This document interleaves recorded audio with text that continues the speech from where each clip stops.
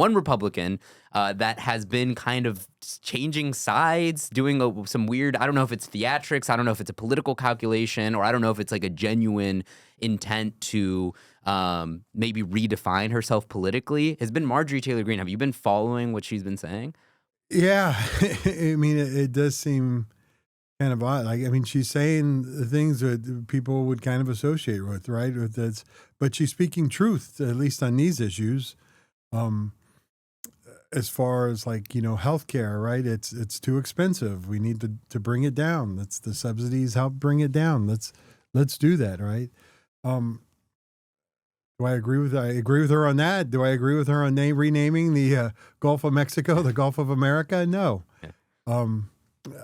I mean, I'm not ready to call her a Democrat yet, or ready to kind of, you know, I don't think she's ready to join our caucus, but, you know, her thing is always like this: America first, America first. So let's take care of the American people. So we do that by keeping health costs low, right? But she hasn't said anything about, at least I haven't heard anything yet about the $20 billion to Argentina. Yeah, she did mention it. I don't know if I have the clip ready, but she had talked about how we're sending $20 billion to Argentina, and these ACA subsidies, it's $30 billion, if I'm not mistaken, that it would take to continue them into the next year. And she's like, well, if we can spend, again, I don't agree with her on a lot of things, but she says if we can spend, you know, $20 billion here, $30 billion there, $50 billion for all of these different causes that she's naming, some of which I do agree that we should be sending money to, others which I agree with her, we should stop sending money to and focus on putting Americans first. But she says, you know what, let's compromise then. Let's not send $20 billion to Argentina. Let's have these $30 billion in subsidies come through,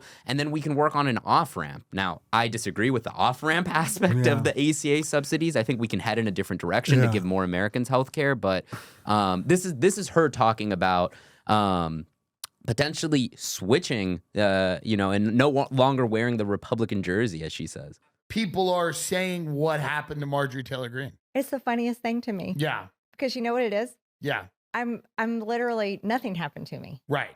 Right. I'm saying the same thoughts and feelings that I've always had. Yeah. But I'm not willing to wear the Republican jersey. Right. And I'm not willing to be a cheerleader. I'm not a cheerleader. Yeah. I'm not going to be a cheerleader. Here's the thing is, so for example, okay, let's take health insurance for example. I'm a conservative, and I can say we're $37 trillion in debt. We cannot afford a socialized healthcare plan in America. We literally cannot. But at the same time, I can say we sent almost $300 billion to Ukraine. We sent $30 billion to Israel in 2024 alone. I can say we definitely should extend these ACA tax credits, and we need to build an off-ramp because it'll cost $30 billion a year to do it. We can build an off-ramp and open up a new system. Yeah, what are your thoughts there? You know, look, I'm just glad she's saying this right now and she's talking sense, but it's one of those things, right? A lot of people don't realize how things are until it starts hitting them. And she's also had other comments where she's talked about this, how it's affecting her family, right? About how her kids, their healthcare costs are like going to double because these subsidies are going away. So, I mean, it's affecting her family, right? So now all of a sudden she sees it in a different light. I mean, the truth is her kids are probably still going to be able to afford it. It's going to be, you know, more money out of their pocket, but, you know, they're going to have to pay more. But, you know, there's going to be people who can't afford to pay it, right? You know, there's people are going to go just, I think, in mine. For some people in my district alone, right, the cost of healthcare could go up $13,000 per year. You know, that's a huge number. Like, who just has an extra $13,000 lying around? Yeah. Not too many people. So, you know, that's the thing that we have to be able to see, right? And I think that's what we're doing as Democrats. It's, look, I was talking with a friend of mine. Our healthcare costs are going to go up. Can we afford it? Yes. But, you know, other people aren't going to be able to. Yeah. And so, you know, that's who we're fighting for. And that's who we're arguing for this for. And this is why we're taking this stand, is to help those people that aren't going to be able to afford it, who this really is going to have a big impact on who are going to have to make choices between, do I pay my rent? Do I feed my kids? Or do I go and get health care, for the next year, right? And more or less, it's probably going to be no health care. Yeah. So, Yeah, no, I mean, my family's in a similar position right now, too. Mhm. Our healthcare costs are going to go up a ton, and it gets compounded when, Marjorie Taylor Greene isn't the only one saying this, and I don't think that she's a particularly intellectual person that like has these profound thoughts and Mhm. nuanced ideas and whatnot. But to her credit, she is saying the things, and there are people that listen to her that appreciate what she is saying and that respect Mhm. what she's saying and are now starting to think about it differently. But one of the other things that she was talking about is the increase in prices, not just for healthcare, yeah. but I mean, here in DC, it's kind of I would say it's a little bit not hyperbolized, but it's more extreme than other parts of the country. But still, I mean, I got a bite earlier today, $16 for a meal. That's a lot, and it's not like I'm going to some nice dine-in, like fancy restaurant, and Right, that's right. including the tip. That's me getting some chicken katsu at like a quick little hole in the wall spot. yeah. It's $16, and it starts building up. My dad, I went home this past weekend. We had fall break here. And I remember kind of a little bit during the 2008 recession, my dad being really stressed out. He works in construction. So he has his own painting company. Yeah. And I remember him being really stressed out about, how he was going to be able to afford basic things. And again, right now, I mean, consumer spending is down. People are not spending things. And when you're not, when you're having to choose between healthcare and paying rent, the last thing that you're thinking about is painting your house or Right. doing home renovations. So his work is also going down. Yeah. And things are getting more expensive. Work is getting, less.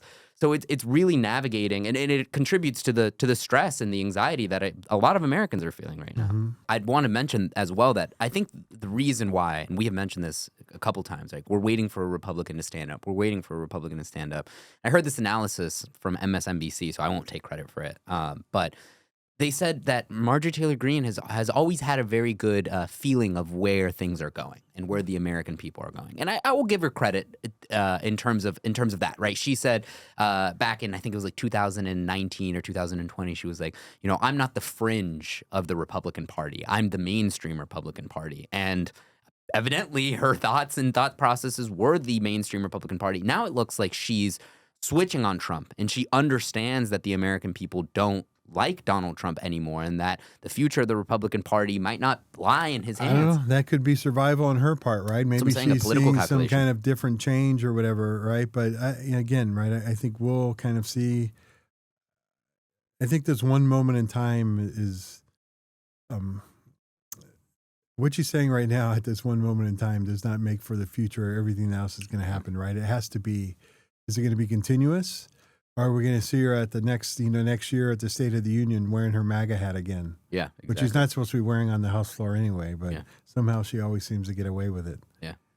But I think she'll come back. I'm not convinced that she is kind of turning yet, right? I think could be selfish reasons, but we'll see what happens, right? I think there's still a lot to be done and to be said. I mean, I think it's kind of funny, like Kevin Kiley right now, right? The Republican from California is like speaking out now and talking about how, he's being a thorn. You're not hearing so much about that on news, but he's being a thorn on like Johnson's side too right now, right? Saying we need to come back. We need to get here, right? Is he really concerned about that, or is he just kind of trying to put on the face because he knows his seat is going away, and now he's kind of trying to put on a good face because he's going to have to go run somewhere else and maybe be a little bit more moderate. Right. And that's the thing with Marjorie Taylor Greene. She's also up for election, and maybe she has presidential ambitions. Yeah. It seems like she's. I mean, been throwing that idea the around. other argument is too, right, is that she's going anti-Trump because he didn't support her for the Senate race. Yeah. So now it's kind of like payback. That could be it. Either way, I think she has a lot more to prove. I am someone that believes that people can change. It's going to take a lot for me to think that Marjorie Taylor Greene changed. How far is you're not in her district, are you? Or your family? I'm the district right under it. Okay. She went so you're to the close high by. school that I would have gone to. Oh, really? Yeah. Oh, wow. She's a product of Forsyth County, the best Okay. education in the nation, if you can't tell. Yeah. But no, she's we'll see what she ends up doing.